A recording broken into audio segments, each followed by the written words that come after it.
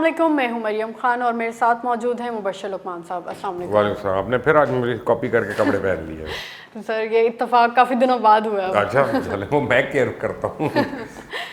Sir सबसे पहले तो बात करते हैं जो हालात चल रहे हैं 2 दिन से, जो मोटरवे का वाक़या हुआ है उस हवाले से ख़ातून जो हैं उन्होंने थोड़ी सी तफसीलात दी हैं। उन्होंने बताया कि 15 पर उन्होंने कॉल की थी और उन्होंने लोकेशन दी थी अपनी, और उसके बाद उन्होंने 1 घंटा इंतज़ार किया और उसके बाद उन्होंने जो तफसीलात दी हैं वो बड़ी ख़तरनाक सी हैं। उन्होंने कहा कि जो डाकू आए उनके ऊपर हमला करने, उनके पास पहले से असला था और वो बहुत ही कॉन्फिडेंस के साथ आए, जैसे उन्हें पता था कि अंदर कौन है और उनको पता था। और वो हमला उन्होंने कहा कि उनके जो शीशे थे गाड़ी के, उससे पता नहीं चल सकता था, स्पेशल तरह के शीशे थे, उससे पता नहीं चलता था कि अंदर कौन है।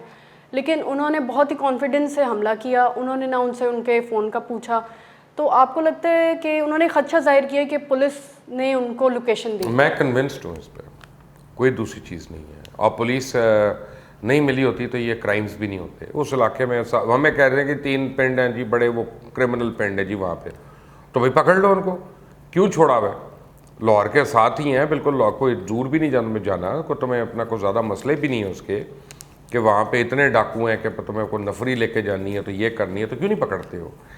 ये मैं तो कन्विंस हूँ कि जब तक इस सूबे का वज़ीर आला नहीं बदला जाएगा, इसमें अब कोई काम ढंग से नहीं होना। हर काम की कोई ना कोई एक्सक्यूज़ दे देनी है, हर काम का कोई ना कोई रीज़न दे देना है। Fact of the matter is कि ये बहुत बड़ा जुल्म हो गया और बहुत ज़्यादा बड़ा जुल्म हो गया। और हमारे कानून में, मुझे नहीं पता, मैं कानूनदान नहीं हूँ, लेकिन मेरा ख्याल है कि जना का जो केस है या जना बिल जबर का, उसमें मौत की सज़ा नहीं है, तो ये बच जाएगा, मेरे पास बच जाएगा। तो ये we need to do something very very seriously and very very fast. ये इसकी इजाज़त नहीं हम दे सकते। और हमारी पुलिस जो है वो बहुत ज़्यादा क्रिमिनल हो चुकी। मैं पुलिस वालों की बड़ी रिस्पेक्ट करता हूँ, बहुत पुलिस वाले हैं जिनकी मैं बड़ी इज़्ज़त करता हूँ, लेकिन ऑन द होल जब हम देखते हैं तो crime is on the rise, police is reluctant to help, और हुकूमत जो है वो उसके कान पे जू नहीं रेंग रही। वो ट्विटर पे एक ट्वीट कर देगा, वो कोई शहजाद अकबर टाइप बंदा आ जाएगा और वो बैठ के बता देगा कि CCPO बड़ा अच्छा काम कर रहे हैं। अगर ये शहजाद अकबर की अपनी बहन होती फिर कितना एतबार होता उनको इस CCPO पे। अगर ये किसी आला अफसर की बेटी होती, कितना एतबार होता उनको इस पुलिस के निज़ाम के ऊपर। नहीं, खुदा से डरे, खुदा का खौफ करें। ये भी हमारी बहन है, ये भी हमारी बच्ची है, और ये उसके बच्चों के सामने जो हुआ ये तो सारी उम्र का रोग है उसके लिए। सही बात है। ठीक है ना? तो इस पे तो नहीं, इस पे रेस्ट करना। और जो मैं उस्मान बुज़दार का देख रहा हूँ, वो अपने मनपसंद जो अखबार वाले और वो जिनको उन्होंने अपने हाथों में लिया हुआ है, उनसे वो लिखवाई जा रहा है कि जी वज़ीर आला रात को 2 बजे तक कंट्रोल रूम में बैठ। उनका काम नहीं है कंट्रोल रूम में बैठना, उनको ये बताएं, उनका काम है कि सही लोगों को लगाना। अब ये वाक़या हो गया, खुद CCPO की तफ्तीश होनी चाहिए उसके जुमले की। आप उसे जवाब मांग रहे हैं 1 हफ्ते के लिए, यार क्या ड्रामे कर रहे हैं? सर इस बयान के बाद क्या पुलिस को ये तफ्तीश नहीं करनी चाहिए थी कि 15 पे कॉल गई तो उसको रिस्पॉन्ड क्यों नहीं किया गया?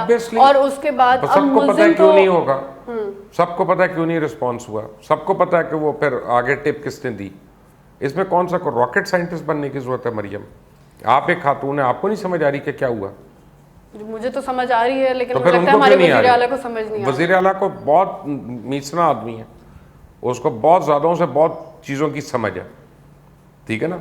वो एक उसकी तो हालत यह है कि एक इमरान खान उसके खिलाफ उसने 2 प्रोग्राम किए, वो उससे राब्ते में आ गया फ़ौरन, दसो जी मनु की ये तो वो। अब भाई जो उसने करप्शन तुम्हारी बताई है उसका जवाब दो, उसे राब्ता करके उसको चुप क्यों करा रहे हो? लाहौर मोटरवे सियालकोट के लिए जो है एक नई हेल्पलाइन कायम कर दी गई है, तो उससे ये क्या अब होगा? ज़रूरत नहीं, उससे पेश क्या आई होगा? है, पहले ये नहीं थी। मोटरवे जब खुली हुई है तो हेल्पलाइन होनी चाहिए थी ना जी। तो जो इतने अरसा नहीं, तो किसकी ना अहली है, किन किन लोगों की ना अहली है, क्या कार्रवाइयाँ कर रही हैं ये? जिस दिन इनको डरना चाहिए, जिस दिन अवाम फट गई ना, तो उसने बस अल्लाह रहम करे, फिर मेरा मुंह ना खुलवाए। उन्होंने क्या क्या हशर करना है, फिर इनकलाब आ जाते हैं ऐसी बातों पे। सर अब आ नहीं जाना चाहिए इनकलाब, मेरे ख्याल से। कौम भी सोतू पी के सोई हुई है, ऐसी कोई बात नहीं है। कौम भी बेहिस है काफ़ी हद तक, वो मज़े ले रही है कि कसूर किसका है, तो ये है तो वो है, वो क्या कहते, वो क्या कहती, वो तस्वीरें देख रही हैं। मैं क्या कह सकता हूँ इस पर। इस तरह के मज़ीद भी आज ही में 2-3 वाक़यात दोबारा भी सामने आए हैं, बच्चियों के साथ आए हैं, रिपोर्ट हुए हैं। तो ये बहुत ज़्यादा नंबर बढ़ गए या ये इशू एक हाईलाइट हो गई है स्टोरी, इस वजह से अब हमें नज़र आना मरियम, शुरू हो जब गया? किसी को सजा ही नहीं है तो क्यों नहीं नंबर्स बढ़ेंगे, क्यों हिम्मत नहीं बढ़ेगी? सर, कामरान खान ने जो है उस्मान बुज़दार का एक इंटरव्यू किया, उसके बाद उन्होंने ट्वीट की, उन्होंने कहा कि इंटरव्यू करने से मुझे ये अंदाज़ा हुआ है कि उस्मान बुज़दार जो हैं वो बैठे तो हैं लेकिन वो खुद नहीं कर रहे, उनके पास अथॉरिटी नहीं है, दिमाग किसी और का है। और उन्होंने कहा कि ब्यूरोक्रेसी में भी जो अफरा तफरी मची हुई है वो भी कहीं और से हो रही है। और उन्होंने रिकमेंड किया कि इमरान खान या तो उनको इख्तियार दे दें या फिर उनको बदल दें। तो आपको लगता है कि ये भी तो हो सकता है कि उस्मान बुज़दार के पास भी अथॉरिटी ना हो? या भाई मेरा उससे ताल्लुक नहीं है यार, मैं तो नहीं लग रहा उसकी जगह वज़ीर आला। मैं कह रहा हूँ फिर आप किसी ऐसे को बिठाएं जो काम कर सके ना। लोग सफ़र कर रहे हैं नीचे, और कामरान खान आगे पीछे तो बड़ी तारीफ़ें करते हैं, और अब उनको क्या हुआ है कि उन्होंने ये कह दिया। इसका मतलब है कामरान खान को भी किसी ने इशारा किया कि इस बार अब तुम ये लुच छोड़ो ताकि अपना कुछ और हो। नहीं यार, सबको पता है 2 साल से ही इज़ नॉट केपेबल। और दूसरा, जो छोटी मोटी एबिलिटी थी वो उनकी ज़ाती करप्शन की नज़र हुई है। उस्मान बुज़दार एक अजाब है पंजाब के ऊपर यार। 12 करोड़ का सूबा है ये, खुदा के लिए। आप पर्चियाँ भी निकाल लेंगी, किसी का भी नाम निकलेगा इससे बेहतर आएगा वो वज़ीर आला। ये इतना काबिल आदमी है। और आप इसकी सोच देख लें, ये जस्टिफाई करें उस्मान बुज़दार जितने इसने उखाड़ पिछाड़ की हुई है, पुलिस में तबादले किए हुए पिछले 2 साल में, कैसे पुलिस जो है वो ना हाथों से निकले। को DIG इसको नहीं पसंद आता, IG इसको नहीं पसंद आता, चीफ सेक्रेटरी इसको नहीं पसंद आता, प्रोविंशियल सेक्रेटरी इसको नहीं पसंद आता, कोई DG इसको नहीं पसंद आता। यार कमाल हो गया। ये तो वो वाली औरत है जिसके 18 बच्चे, अगर मुझे सही प्यार नहीं मिला ज़िंदगी में, वो उस्मान बुज़दार है। और इन्होंने CCPO के बयान को भी कंडेम नहीं किया। नहीं, वो नहीं करेंगे। ये उनका भी बयान यही होना था। वो तो CCPO पहले दे गया, वरना उस बुज़दार साहब ने भी इसी तरह का बयान देना था, क्योंकि यही मेंटेलिटी है। सर, ये जो मुल्ज़िम आइडेंटिफाई किया गया इस केस के लिए, उसका नाम आबिद अली है और इसका क्रिमिनल रिकॉर्ड था। 2013 में भी इसने घर में घुसकर माँ और बेटी दोनों के साथ ज़्यादती की थी, तब तो ये पकड़ा नहीं गया। अब ये मेरे ख्याल से इतना प्रेशर बिल्ड हुआ है, इस वजह से ये आइडेंटिफाई हो गया। अच्छा जी, तब आइडेंटिफाई वो कहते हैं ना पंजाब फोरेंसिक लैब ने किया, तो पहले का इसका था, अगर 2013 का इसका फोरेंसिक सब कुछ था तो क्यों नहीं अभी तक पकड़ी थी? सज़ा क्यों नहीं हुई? सजा तो दूर की बात है, पकड़ क्यों नहीं रही थी? और पकड़ लिया तो छूट क्यों गया, पहली बात। और फिर सजा क्या हुई? ये तो इसका मतलब है कि हमारा पूरा सिस्टम रिस्पॉन्सिबल है इस रेप का, कि जिन्होंने एक रेपिस्ट को ऑन द लूज छोड़ दिया। तो इसका मतलब है कि आपने खुद उसकी हिम्मत की कि दोबारा करो, दोबारा करो, दोबारा करो। तो ये तो मैं कह रहा हूं, अब ये इस ट्यूब में इतने पंचर लग चुके हैं, ये ट्यूब बदलनी पड़ेगी, नहीं मजीद पंचर लग सकते। लोग जो हैं प्रोटेस्ट भी कर रहे हैं, लाहौर में, कराची में, इस्लामाबाद में, डिफरेंट जगहों पे।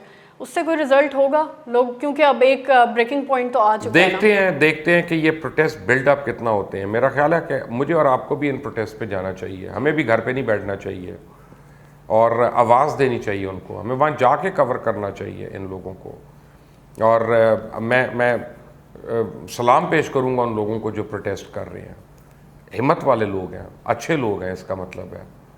और फिर इसका मतलब है कि हम उम्मीद की किरण है, अगर आपकी ये बात सही है तो। जी बिल्कुल। आज अभी सैटरडे को जो है काफ़ी जगह पे शहरों में प्रोटेस्ट हो रहे हैं, मुल्तान में भी, कराची में, लाहौर में। और मेरे ख्याल से इसी से हम कह सकते हैं कि लोगों के अंदर अभी भी शऊर और दर्द मौजूद है। अल्लाह का शुक्र है। सर, आपका बहुत बहुत शुक्रिया। व्यूअर्स, आपका बहुत शुक्रिया। अगर आपको ये प्रोग्राम पसंद आए तो इस वीडियो को लाइक करें, अपनी राय हमारे साथ कमेंट सेक्शन में शेयर करें, चैनल को सब्सक्राइब करें, बेल आइकन प्रेस करें ताकि हमारी लेटेस्ट वीडियोस आप तक बर वक्त पहुंच सकें। अपना ख्याल रखें। खुदा हाफिज़।